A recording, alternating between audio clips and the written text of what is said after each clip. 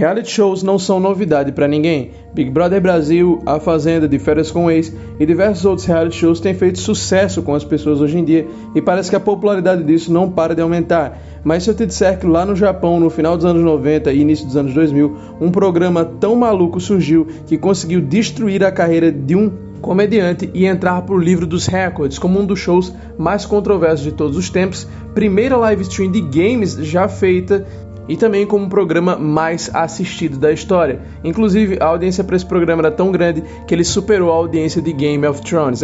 Esse programa não é brincadeira e o nome dele era Suzuno Denpa Shounen. Esse programa ele consistia de um reality show onde a pessoa deveria sobreviver dentro de um apartamento completamente isolado, sem nenhum tipo de recurso do mundo exterior.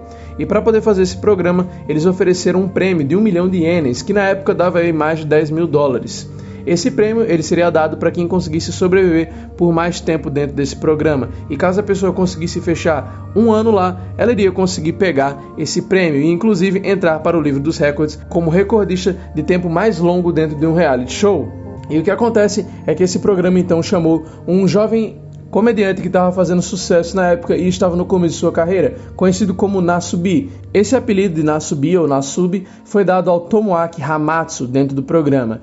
Esse humorista na época ele ainda não era muito famoso, então ele achou que seria um bom negócio participar de um programa de TV, porque assim ele estaria recebendo uma divulgação grátis e ele ficaria conhecido para sempre ao lado desse programa que prometia e realmente conseguiu quebrar vários recordes. Mas como funcionava esse programa? Bom, o Hamatsu ele ia ter que ficar dentro de um pequeno apartamento isolado, sem acesso à televisão ou rádio, e também ele não teria acesso à internet, que apesar de naquela época ainda estar dando os primeiros passos, já existia lá no Japão.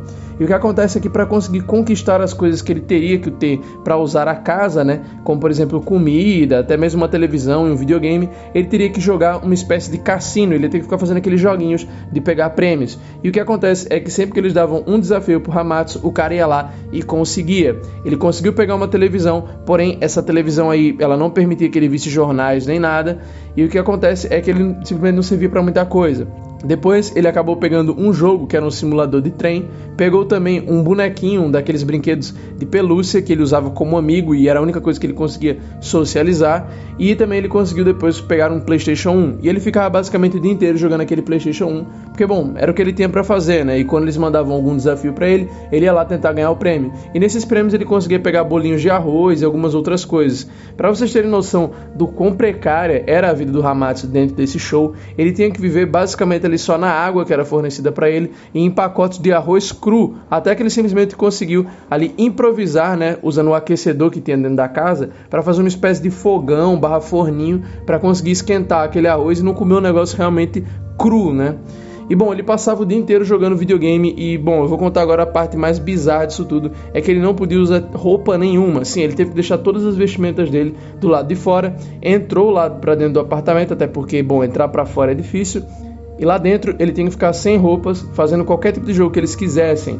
E como ele tinha uma cara que parecia uma berinjela, eles escolheram justamente o emoji da berinjela para poder censurar ali, e vocês sabem o que. Então os japoneses nesse programa, além deles terem feito a primeira live stream de videogames, muito antes de YouTube, Twitch e qualquer outro site de streaming, eles também fizeram aí o primeiro uso de um emoji de berinjela com um duplo sentido, não necessariamente significando a comida berinjela, mas sim, vocês sabem o que. O programa estava levantando algumas controvérsias e tal, e eles já estavam ali há muito tempo tentando manter o Nasubi e estava ficando insustentável, porque por mais que ele estivesse num lugar isolado, eles tiveram que mudar ele de lugar 2 vezes, porque os fãs estavam muito curiosos, como naquela época a internet ainda não estava tão famosa tal, as pessoas iam ali na rua, no boca a boca, tentando descobrir qual era o apartamento e eventualmente pessoas encontraram, então tiraram fotos, tentaram entrar no local e eles tiveram que mudar o Nasubi de lugar. Eles deram então uma desculpa para ele que iam ter que mudá-lo de lugar porque seria melhor para gravar e tal, e tiraram o Nasubi dali.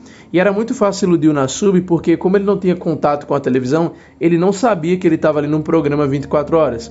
Porque mais uma vez aqui entra outra controvérsia do programa, eles nunca contam para os participantes o que vai acontecer, eles simplesmente chegaram e falaram, vocês vão entrar tal, quem vão ter que ficar lá dentro para poder concorrer aos prêmios e no final vocês podem ganhar 1 milhão de ienes. O Nasub topou e eles não contaram nada pro cara, eles não falaram que eles iam ficar ali 24 horas monitorados e que ia estar tudo ali ao vivo, eles só falaram que eles iam ter que ficar uns dias no programa e que depois tudo ia ser editado numa compilação de melhores momentos tal, e lançado na TV. Só que não, esse nunca foi o plano, eles sempre planejaram fazer uma live stream, fazer um reality show, e não era o que o Nasub achava que ia ser.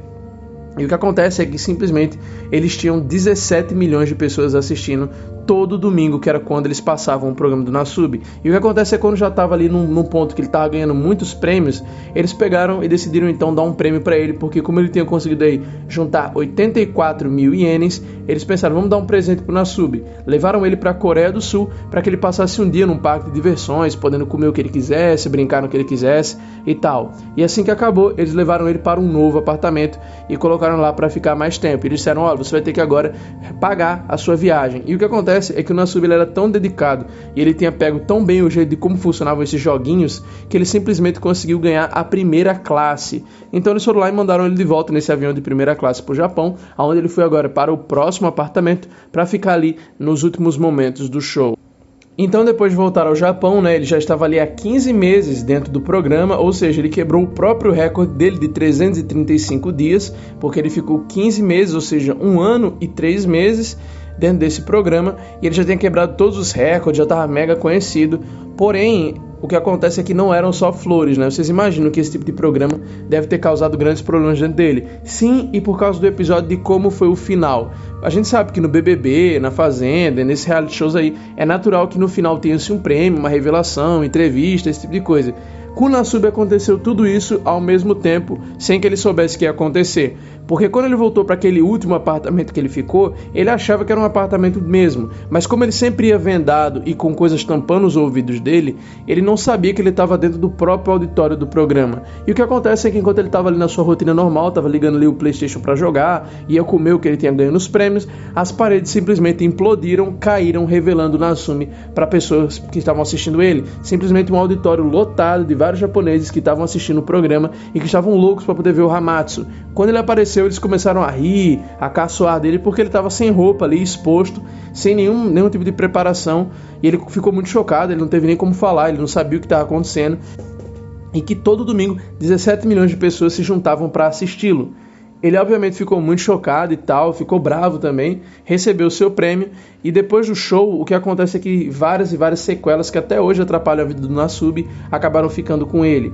O que aconteceu com o Nasub foi que por passar muito tempo sem roupa, quando ele voltou a utilizar vestimentas como todo mundo, ele simplesmente sentia irritações na pele, suava muito e se sentia estranho tendo que vestir aquilo. Então ele teve que literalmente se reacostumar a usar roupas. Ele perdeu sua habilidade de conversar, ele não conseguia manter uma conversa por muito tempo. Ele conseguia responder perguntas pequenas, mas ele não sabia mais como era socializar. Ele simplesmente ficou em choque, porque imagina se hoje, né, com a internet, é muito ruim você ficar 100% recluso, mesmo você tendo ali um tipo de contato com as pessoas na internet, você recebendo notícias pela internet, ainda assim, sem ter interações sociais físicas, você ainda fica estranho. Então imagina nessa época que ele literalmente não interagia com ninguém. O máximo de conversa que ele tinha era quando os produtores iam mudar ele de apartamento e quando mandaram ele para aquele parque que estava fechado, e literalmente foi tipo aquele episódio que o Michael Jackson fechou o mercado para ele poder ir. Foi a mesma coisa, eles fecharam o parque para o Nasub poder ir lá. Então ele não interagiu de verdade com ninguém. Então ele demorou muito para poder voltar a conversar. E ele pensou que por causa dele ter feito isso, ele ia ficar famoso, né? Só que, bom, como ele saiu de lá cheio de sequelas e sendo caçoado e tal, ele acabou também virando piada na cidade natal dele, porque o pai dele era um policial muito respeitado onde ele morava. Então, assim, meio que o cara, ele achou que ele ia poder ganhar fama fácil ali, e que ele, apesar dele ter quebrado vários recordes, ele pensou que ali ele ia sair já com contratos e coisas na televisão. Mas o que acontece é que não, cara. O que aconteceu foi que meio que ele foi jogado de lado e virou piada mesmo por um tempo, e do mesmo jeito que a fama vem rápido, ela também vai rápido. É o que geralmente acontece com os One Hit Wonders, né? São as pessoas que aparecem em algo viral, mas que depois elas não conseguem emplacar nada, porque não tiveram tempo, né, de solidificar ali o trabalho delas. Como eu falei, o Nasub, ele não era como, por exemplo, um Junji Nagawa, que já era uma personalidade conhecida da TV, e que, assim, dependendo do que ele participasse, ele ia sair o mesmo Junji Nagawa. O Nasub era uma pessoa que só era conhecida na cidade dele, em Fukushima.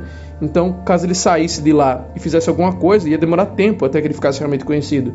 E não foi o que aconteceu. Ele ficou conhecido como aquele cara do reality show e ninguém realmente levava ele a sério para chamá-lo para programas. Mas o que aconteceu então foi que ele voltou para sua cidade e lá ele começou, de um jeito genial que eu achei, uma história de superação. O Nasubi ele não se deixou abalar por isso, apesar de ele ter enfrentado muitos e muitos problemas, ele deu o seu máximo para poder se superar. E é aí que vem a grande virada na vida dele.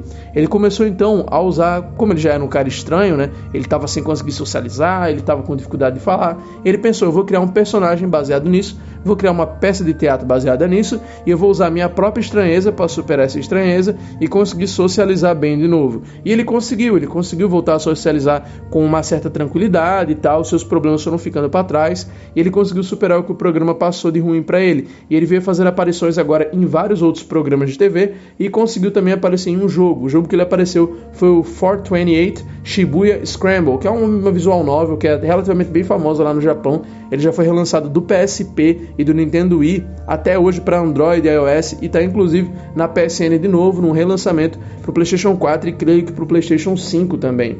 Então assim, é um jogo que ele teve seu relativo sucesso lá e acabou sendo bem famoso e o Nasubi ele acabou ganhando crédito por isso.